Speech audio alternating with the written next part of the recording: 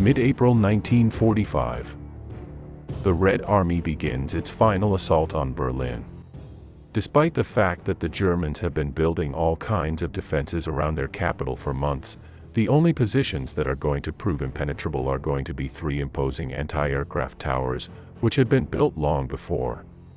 Next in this program, we are going to analyze how and why these enormous anti-aircraft towers were built in Berlin, and what was their effectiveness against the numerous bombings that the capital suffered, and its subsequent ground combat.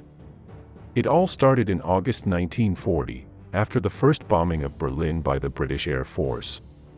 This attack occurred while the famous Battle of Britain was taking place, and was the British response to the air raids that the Germans were making on their territory.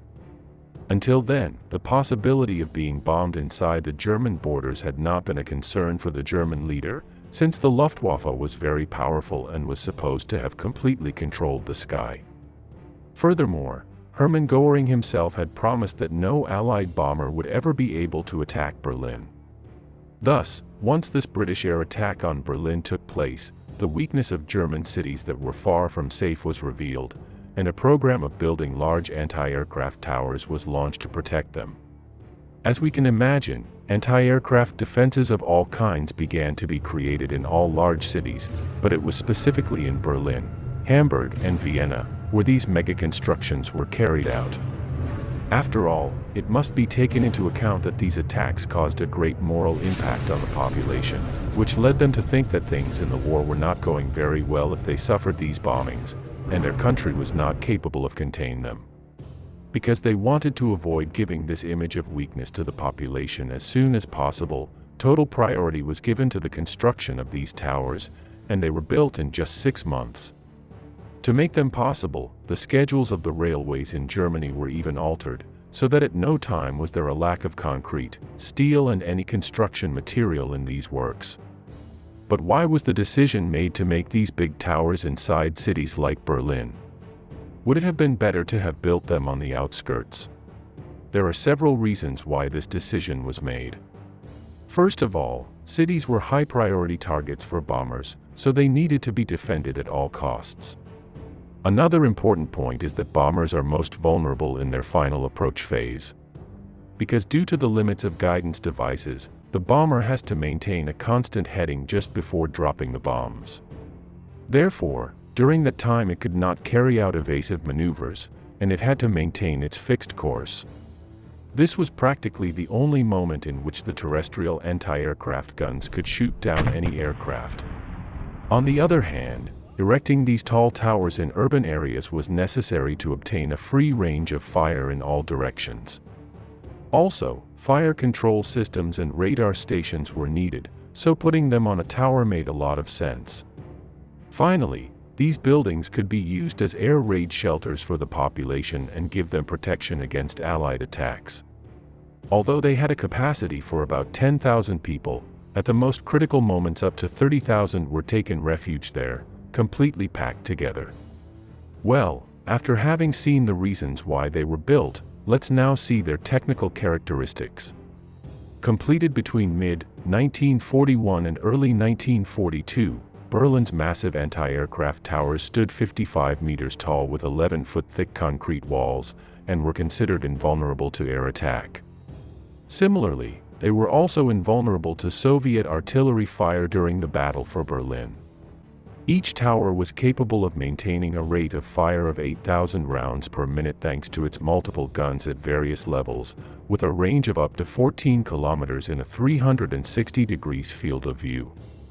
However, of his entire arsenal, which included weapons from 20 caliber to 128 millimeters, only the latter had an effective range capable of fending off RAF heavy bombers.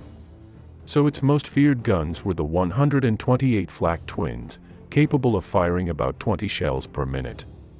In general, there was one of these in each of the corners of the tower, which makes a total of 4. In addition to these powerful guns, there were others of 105 or 88 millimeters, to which are added the flak of 20 caliber that only served if the planes flew at low altitude. However, the successes of these defensive systems were quite expensive. The Luftwaffe quartermasters themselves made some calculations at the time and estimated the following. For every plane shot down with an 88mm gun, about 12,000 shots were needed. For every plane shot down with a 105mm gun, about 6,000 shots were needed. And finally, for each plane shot down with a 128mm gun, it took about 3,000 shots. These numbers help us to get an idea of the large amount of ammunition that these anti-aircraft batteries needed. In any case, it must be said that it was much more difficult to hit a plane that was flying at high altitude, and in most cases at night, than it was to hit planes that were closer to the ground. These super towers were located in the surroundings of the center of Berlin, so that they created a triangle between them. Roughly speaking, the Brandenburg Gate was in the middle of these three flak towers in Berlin. As the war progressed, and older soldiers were needed on the front lines, many of the air defense functions were handed over to the boys of the Hitler Youth. At first they were simply defense posts set up near their homes, but as Germany was pushed into a corner, their deployment was ordered around the industrial centers and in the country's main cities. The younger boys were responsible for manning the anti-aircraft searchlights and performing liaison duties, usually riding bicycles. In addition, after each air raid, members of the Hitler Youth assisted in clearing debris and helping to relocate people who had lost their homes. The Anglo-American bombing of Berlin reached its height from November 1943 to March 1944. The person most responsible for this campaign of destruction of German urban areas was the Commander-in-Chief of the Royal Air Force Bomber Command, Arthur Harris, nicknamed the Butcher by his own colleagues. Beyond ending the German war industry, Harris believed that the indiscriminate bombing of the civilian population could be the final blow to the German combat ardor. On one occasion he said the following: "We can destroy Berlin from end to end. It will cost us between 400 and 500 planes, but it will cost Germany the war." Well, having discussed their role in defending the Reich capital from bombers, let's now see what they did during the Battle of Berlin in April 1945. Once the battle began, and as the Soviets shortened the defensive perimeter of the city, the Russian forces began to reach the foot of these fortifications. Their first reaction was to attack them with all the artillery at their disposal, but even their largest 203mm guns proved useless against these towers. The Germans for their part managed to reorient their anti-aircraft guns towards the ground, and fired back at them with all the capacity they were capable of. Thus, the Soviet forces were left with no choice but to maneuver around the towers, eventually sending soldiers to seek their submission. But unlike most defensive positions in Berlin, the towers were well stocked with ammunition and supplies, and the gunners even used their 20mm anti-aircraft guns to fend off assaults by ground units, repulsing them time and time again. Finally, they had no choice but to surround these towers that ended up being isolated, while the Red Army continued to advance towards the center of Berlin. It wasn't until the defenders ran out of ammunition and supplies that they finally surrendered. But what happened to these huge concrete and steel colossi after the German surrender in 1945? After the end of the war and the division of Germany, the Allies did not know very well what to do with the towers. They were key defense infrastructures, so they must not fall back into German hands. But there was a problem: they were practically indestructible. Its demolition required such a quantity of explosives that it was not only expensive and technically complicated, but the resulting explosion carried away everything in its path. Dismantling them manually with mechanical hammers was not an option either, since with the amount of concrete and steel they contained, it would take about 100 years of work to do so. In any case, the British got it into their heads that they had to demolish the tower that was in their sector in Berlin, which was the one next to the zoo. Thus, 22,680 kilos of explosive were detonated inside, and, when the smoke from the explosion dissipated, the tower was still standing.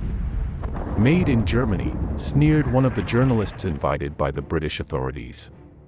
A second attempt also failed, and only a third with a whopping 35,350 kilos of explosives managed to bring down the tower, although they only succeeded in splitting the building into several pieces.